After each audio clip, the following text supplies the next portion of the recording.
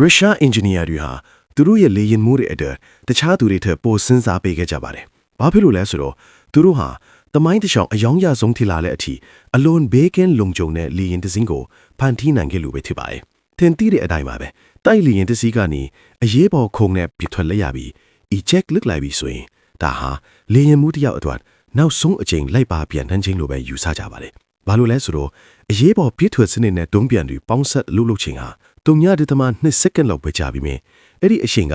လေယာဉ်မှုတွေကိုလေဘင်းနဲ့အထွင်းအင်္ဂါတွေကိုပြင်းပြင်းထန်ထန်ထိခိုက်ဒဏ်ရာရစေပြီးနောက်ထပ်တိုက်လေယာဉ်တွေကိုဘဲတော့မှပြန်မမောင်းနိုင်အောင်ဖြစ်သွားစေလိုပါပဲဒါပေမဲ့ရုရှားအင်ဂျင်နီယာတွေကတော့လေယာဉ်မှုနဲ့အတူတခါတည်းပြစ်ထွက်မဲ့ဒီလေယာဉ်ဖန်အမိုးကိုတိဆောက်ခဲ့ပြီးလေတိုက်နှုံပြင်းပြင်းနေနဲ့အပြက်အစီးအစအနတွေအန်ဒီကနေကာကွယ်ပေးထားပါပဲဒါကြောင့်လေယာဉ်မှုတွေအနေနဲ့သူတို့မျက်နှိုးရတဲ့ MiG တိုက်လေယာဉ်တွေကိုနောက်တစ်ချိန်ပြန်လည်မောင်းနေနိုင်ဖို့အခွင့်အရေးရရှိစေတာပဲဖြစ်ပါတယ်